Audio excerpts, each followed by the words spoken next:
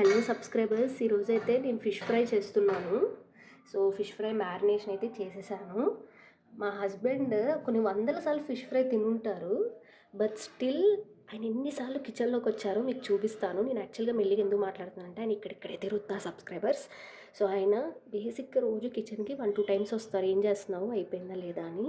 ఈరోజు కొన్ని వందల సార్లు వచ్చారు సబ్స్క్రైబర్స్, మీతో షేర్ చేద్దామనేసి. బ్యాక్ క్యామ్ ఆన్ చేసి పెడతాను, ఆనియన్ బాస్కెట్ మీద డౌట్ రాదు కాబట్టి.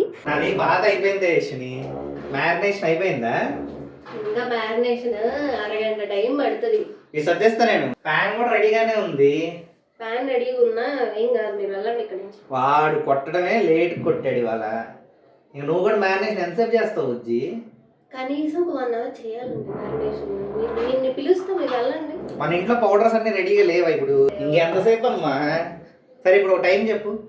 10 minutes అండి. 10 minutes-ఆ? 10 minutes. యశ్ని టైం 10 minutes దాటిందమ్మా. టైం చూడలేదు అనుకున్నావా? టైం పెట్టుకొని వచ్చారా? టైం 10 minutes దాటింది. ఇంకా నువ్వు మ్యారినేషన్ నుంచి తవా మీద కూడా చేయడం ఫిష్ పీసెస్.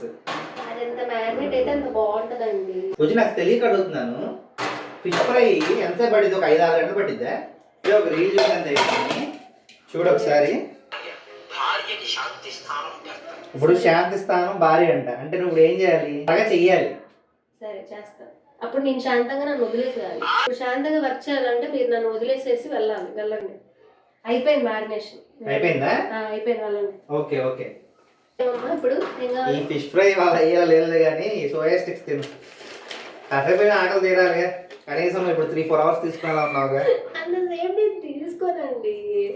నేను ఫిష్ ఎప్పుడు తెచ్చాను బుజ్జి? నాకు తెలియదండి, నన్ను వదిలేసేయండి. మీకు 1/2 hourలో తెస్తాను. ఇప్పుడు వెళ్తే నేను 1/2 hourలో తేవాలండి. ఇప్పుడు మీరు నన్ను వదిలేయాలి. చూడండి, నా పిల్లోళ్ళకి ఎన్ని వందల సార్లు తిరుగుతున్నారో చూసారా?